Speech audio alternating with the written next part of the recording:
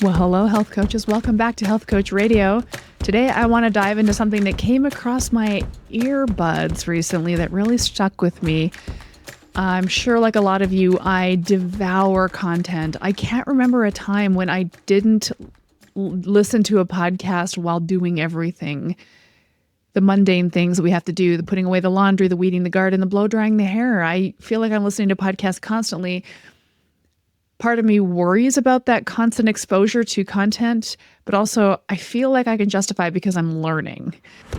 Hi, I'm Erin Power. I'm a health coach, a health coaching educator and mentor, and your host of Health Coach Radio. This podcast delves into the art, science, and business of health coaching. Whether you're aspiring to land a coaching dream job or to embark on your own entrepreneurial adventure, we cover it all. Our mission is to help you grow your career, elevate your income, change the lives of the clients who need your help, and leave a lasting mark in this rapidly growing field. It's time for health coaches to make an impact. It's time for Health Coach Radio. So, in this particular case, I was listening to Peter Attia, one of my favorite physicians to learn from, and I've even upgraded my membership to his paywalled podcast. And it was his Ask Me Anything AMA episode number 75 that came out in early September of 2025. And he outlined what he considers to be the 5 non-negotiables of any diet. He called them the 5 pillars of sustainability. And I thought to myself, this is perfect coach language. Because as you and I both know, clients don't show up asking for sustainability. They show up asking for speed and results. They want keto to melt 30 pounds by Christmas, or a plant-based diet to heal all their issues, or intermittent fasting to undo decades of diet chaos. Well, our job as coaches is not to argue the diet label. It's to help our clients understand whether their chosen approach, whatever it is, can actually stand the test of time. And so I think that's pretty cool because that's where this 5-pillar framework gives us a way to think through this.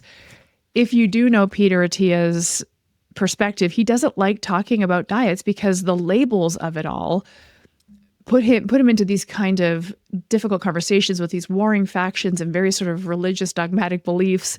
Food religion is kind of a thing, but it doesn't really work in the realm of the client-led coaching relationship. So even those of us who do subscribe ourselves to a personal diet approach, we still must have sort of a broader view when we think about sustainable eating patterns for the individuals we're working with.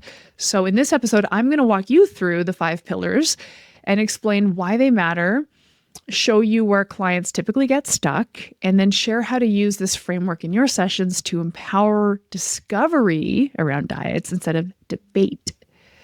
So let's start here. Clients almost always show up with diet baggage. Now, you all know I do weight loss, but I think this is true for any type of food-related change you like to make with clients. If you're working on autoimmune symptoms or performance or recovery or pre- and postnatal, whatever your area of specialty is, clients have a lot of pre-programmed diet information. They've tried keto, they've tried Weight Watchers, they've done a Whole30, they did a 75 hard, they've read this, they heard that, they're seeing this on their social feed. They've lost weight, they've gained it back, and now they want us, their coach, to tell them what's best. And in some cases, I'm finding my clients are basically coming to me absolutely overwhelmed and bewildered. Just tell me what to do because I don't even know anymore. But if you take the bait and become the best diet referee you can, you lose. You're either going to end up defending your favorite diet, or you're going to get stuck trying to troubleshoot someone else's diet. But either way, that's not empowering for the client. It's not even client-centered. And quite frankly, it's exhausting for us as coaches. And I don't think it delivers the results, the impact that we want to deliver for people. So instead, imagine being able to say, okay, let's step back. Any dietary approach we take must satisfy these 5 pillars. And if it doesn't, it's not going to work. It's not going to last. So let's evaluate your diet through this lens together. And I think that's powerful. It puts the ownership right back into the client's lap, and it makes you the guide rather than the boss. Okay, so here are the 5 pillars. Pillar number 1 is energy balance. Yeah. The science of this is that no matter what the diet label is, if energy intake chronically outpaces output, weight gain happens. So we gain weight when energy in is higher than energy out. But if we have a calorie deficit, energy deficit, we run the risk of like diet burnout, especially if that deficit is too extreme. So we have to play both halves of this energy balance piece, especially when we're working with clients, because as a health coach, we're working in close personal working relationships with clients. We're not just giving them calories and telling them to follow this meal plan. We're working with them in conversation. So we have the advantage of nuanced conversation around energy balance. But the client trap is they already know how to obsess about calories and they're already burnt out about it. Or they have been trained to ignore energy balance because keto means calories don't matter and hormones matter more. Okay, so we're following Peter Attia's pillars and he puts energy balance as pillar 1. And I would suggest that the bulk of the research would suggest that as well. So let's agree to that. You might have to challenge your own bias. I've had to do this myself. I think it's one of the most impactful things a coach can and should do. Challenge your own biases. So here's the coach move. Ask reflective questions. When you ate this way for a few weeks, what happened to your energy levels? What happened to your clothes? What happened to your hunger? When you have a client working through maybe a change in their energy balance, ask them to contemplate and notice the subjective experience of the energy deficit. Is the energy deficit too much? Is it not enough? Are they seeing results? Are they feeling close to burnout? We have to be constantly adjusting this. But I just want to reiterate, because I think a lot of people who I know have stopped believing in the energy balance model. And I think I did too for a period of time, but I believe in it again now. And, when somebody like Peter Attia really hammers it home for me, I listen and I'm willing to be flexible on this. So my perspective, since you asked, nobody did ask, but I do have the microphone. I work with my clients and get them into what I call a mild, imperceptible energy deficit. We just feel a little less hungry, so we just eat a little less. We don't really count it, but the energy deficit is happening because it has to. So there's lots of ways to get the energy deficit. You don't have to count calories, but there has to be an energy balance change for a weight loss diet to work. But wait, there's more, because pillar number 2 is metabolic health, because we want a stable blood sugar. We need a healthy insulin response, like good insulin sensitivity at the cells. We need good lipid profiles. Our metabolic health matters. By the way, this list is not in order of importance. These are pillars. They're all equally important. So just as energy balance is important, so too is metabolic health. So too is hormones. And I say this for anybody listening who's a staunch calories in, calories out person. The metabolic effect of food matters. The way the body processes and partitions fuel matters. Is your client metabolically dysregulated? It will be good to factor in some tactics that can improve metabolic function. So my perspective is, a generally lower carbohydrate eating pattern for somebody who is maybe mildly insulin resistant or seems to be symptomatically that way, probably a good play. Even Dr. Attia himself mentions that in the episode. I think focusing on sort of the healthy whole foods, but the totality of lifestyle input is really a massive factor here. So this is really where we get to remind our clients that metabolic health is a bigger picture than just energy balance. What's your stress like? What's your sleep like? How is snacking? What are you eating at meal times? How does hunger show up? How does energy show up? How does appetite and craving show up? These are all metabolic symptomology, really. And getting a sense of how your client's metabolic health is very useful. You might get curious around their lab work. Now, we do have to remain in scope of practice because deciphering blood work is not in the purview of the health coach.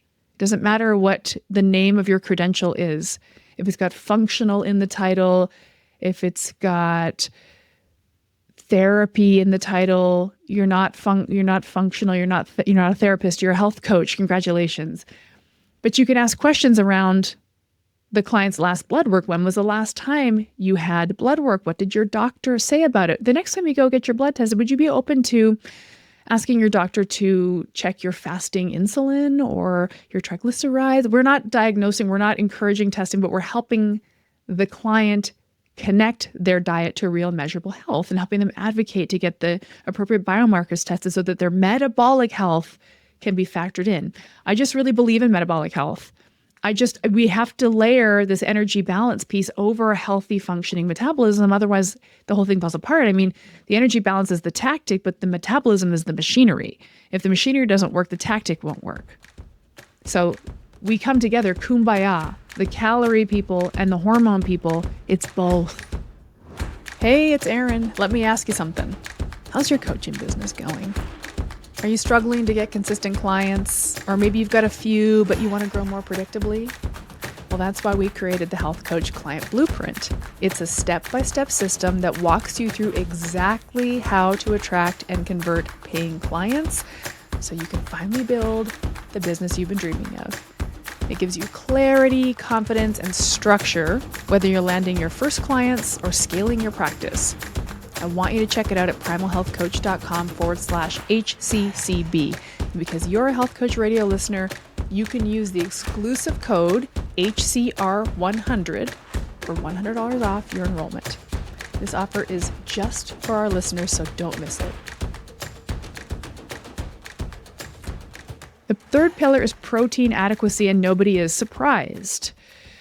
The science of this is without enough protein, we lose the satiety factor of meals, which makes us eat more junky snacks, which is not great for metabolic health or energy balance.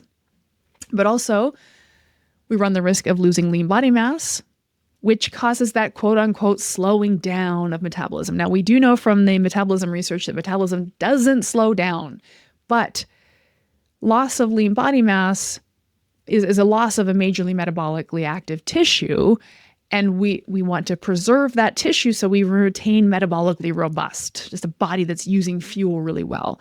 So we need protein for that. We also need strength training for that. But most clients are under eating protein, especially women, especially if they've been programmed into like dieting and restriction and little demure female eating patterns, like plant-based or very dairy yogurt supplement focused. Like a lot of women and people I know are eating a lot of protein bars and protein powders and not really eating a lot of food. It just gets tricky. But my perspective here is, and this is my perspective, and there's differing perspectives, so I will confront my own bias on this as well. Just let me come full circle here. I don't like to overwhelm my clients with X number of grams per kilogram. Every time I hear that math equation in a podcast, my eyes glaze over. What? I am Canadian. We have the metric system here, but I don't know how many I don't know how many kilograms I weigh or I want to weigh. I don't know how to multiply grams by kilograms by pounds I don't want to measure that on a scale. So what I do with my clients is I ask them to take me through a typical day of eating, and then we say, can you see an opportunity to put more protein in here? The extra metaphorical egg on the breakfast plate. Could you have a double portion of chicken on your salad? Just more. And again, I think this is my bias, is getting our clients to connect to the subjective experience of eating food and connecting to how their body feels is the gift that keeps on giving. The objective stuff, the data, so tracking your food, weighing it on a scale, useful as well. This is me confronting my bias right now in real time because I don't like food tracking. And I don't like giving my clients math equations to focus on. But you might be a health coach who's very data driven, which is amazing. And your clients would gravitate toward you because of your data centrism. And that's cool. A rising tide lifts all boats. But either way, the incremental increase in protein, I think, is the play. Because for somebody to go from eating inadequate protein to now having to eat so much protein, it is a leap, it is a bridge too far. So we have the opportunity again, we have the advantage as health coaches of being in a relationship with our clients. We can walk them along the path toward adequate protein intake in tiny increments that feel doable and sustainable so they won't quit. Adherence is the biggest factor here, which we're going to talk about in a second. I don't want to spoil the surprise because pillar number 4 is micronutrient sufficiency. Oh yeah, it's not just about macros. Long-term health and like the vibrancy and vitality and the metabolic health we need, it requires vitamins, minerals, phytonutrition, I think fiber, I think hydration, I think all the other stuff inside of food besides just the macronutrients, carbs, fat, and protein. So one of Peter Attia's perspectives, and he did run through a few different diets. He did another podcast where he ran through a few different diet patterns. So some restrictive diet patterns might put us at risk for certain gaps in micronutrient sufficiency, like carnivore might be a little low on fiber and vitamin C. Vegan might be a little low on B12 or iron. Even people who are eating kind of like clean sort of bodybuilder diets and doing a lot of rice cakes and protein powders are they getting real food? Are they getting that full food matrix that provides all the micronutrition we need? So I think we have the opportunity here too, depending on what kind of coach you are, because you might be the kind of coach that works with bodybuilding clients. And then in which case it's a lot of protein shakes. It's a lot of very measured sort of bland foods on repeat that can run the risk of micronutrient insufficiencies. But again, a bodybuilder on a bodybuilder diet is probably going through phases of like building and cutting. And there's potentially methods to cycle nutrition on somebody like that. But for those of us working with just regular people, I think our opportunity is to encourage our clients to eat more real food. Now, this is my bias, and I'm going to struggle to confront this one with myself because I do feel like something strange is happening in the diet space where it's like people are eating yogurt and cottage cheese and whey protein, and that's where they're getting most of their protein and food from. And it's like, well, what about meat? What about eggs? What about vegetables and fruit? What about food? What about food besides supplements and dairy? What about all the food that we have access to?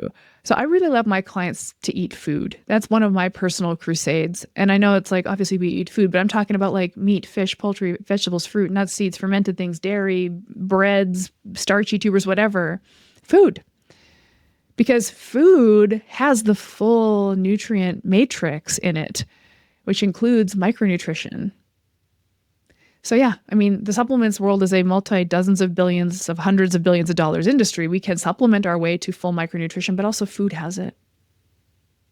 Now, our modern food environment can be a little lacking in some micronutrition, totally. But I don't think we skip food and go right to supplements.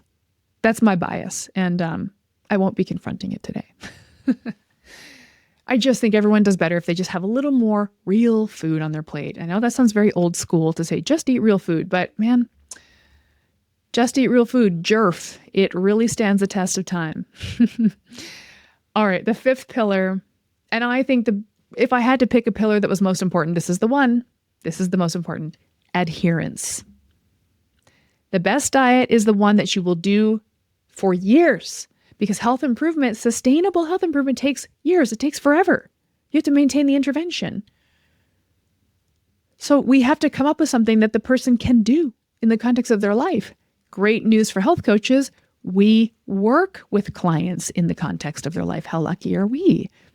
So we can customize the experience for the client, and we deliver the client to what's known as self-efficacy, which is a sense of like self-accountability, personal responsibility.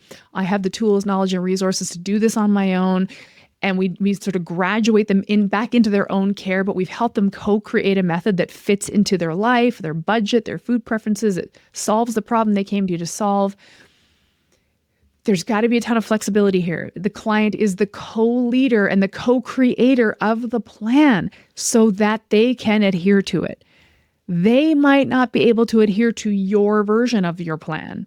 It's your version. It works for you, but it might not work for him or her or them, right? So we have to come up with, together with our client, the version of the program they can do consistently for years and years. So the client trap of this is that clients do believe that they need to have this sort of rigid rules-based paradigm. Just tell me what to do. If you tell me what to do, I'll do it. That's not true. You will do it for a short period of time, but here we are. We are in this coaching relationship because everything you've tried or been told to do before, it didn't stick. It wasn't sustainable because it wasn't made for you. So we have to kind of gently explore this with our clients. Tell me about a time when you sustainably lost weight after somebody told you exactly what to do. And they'll say, well, I lost 40 pounds 20 years ago. My personal trainer gave me a meal plan. Great. Did you keep it off? Well, no, I gained it back. I gained it back like 6 or 7 years later. Okay, well, it wasn't sustainable.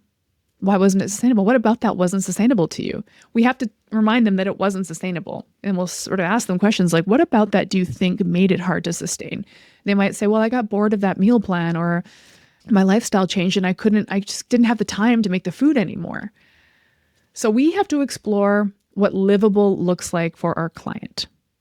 So a really interesting discovery type question you might ask to explore this is, okay, like if you and I had to come up with a plan for the next 5 years, what would that look like? What components would it have? And what components must it not have? Where would it break down? Like what would break that down for you? So for a good example, and I use this one all the time because I hear it all the time, is people have great results on keto until they go on vacation, because now they're on vacation and there's carbs everywhere, I guess. And they're like, I don't really know how to coexist with carbs. I forgot. So I'm just going to eat all the carbs and gain all the weight back. And now I don't really feel incentivized to go back to keto. Something like that. Like try to find the little weak links in the chain, and we have to solve for those. You know, I've said this a million times. I think one of the biggest roles of the health coach is to identify barriers and solve them with the client. But the client has to tell you what the barriers are. You don't get to decide. So Sustainably lives with the plan that the client has told you will work for them. And they might not know what it is because they've never had success up until now. That's the unspoken part of this is, how does a client who's consistently failed at dieting know what's going to work for them? Well, we do a lot of trial and error.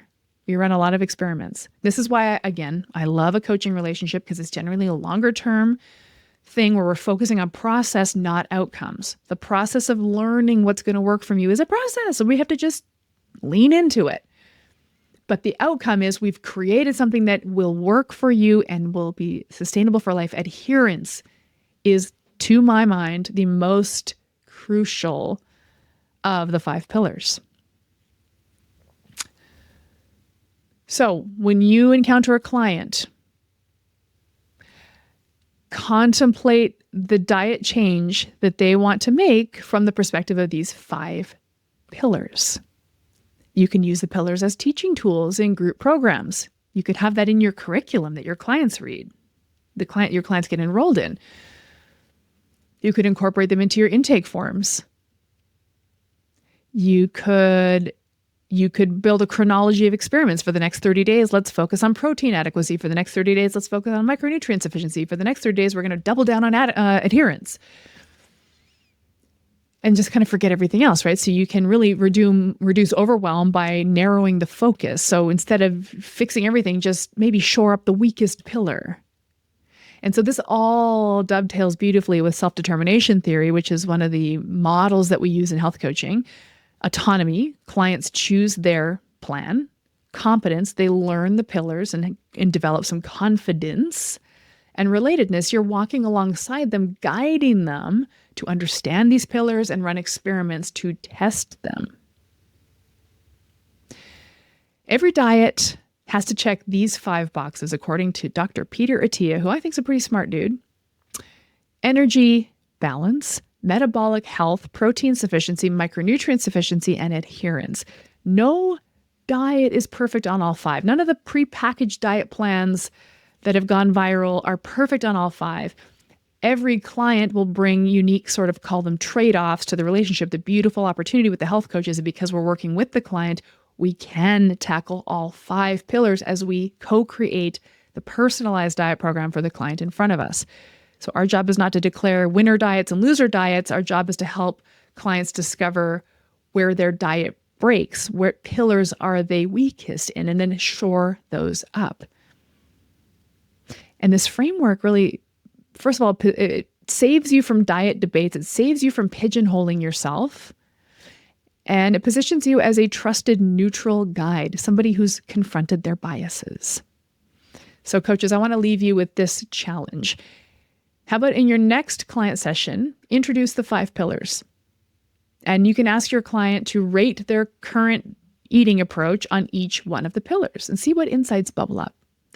You might be amazed at how quickly it shifts the conversation away from which diet should I best or what should I eat toward how do I make this more sustainable for me? And that's the sweet spot. That's where coaching lives. So thanks for tuning in to Health Coach Radio. If this episode was useful, please share it with a fellow coach, tag us on Instagram, and let's help spread this framework around, because the more we equip clients to think sustainably, the less we'll all be arguing amongst ourselves about diets on the internet. So until next time. This podcast was brought to you by Primal Health Coach Institute. To learn more about how to become a successful health coach, get in touch with us by visiting primalhealthcoach.com/call. Or if you're already a successful health coach, practitioner, influencer, or thought leader with a thriving business and an interesting story, we'd love to hear from you. Connect with us at hello@primalhealthcoach.com and let us know why we need to interview you for Health Coach Radio. Thanks for listening.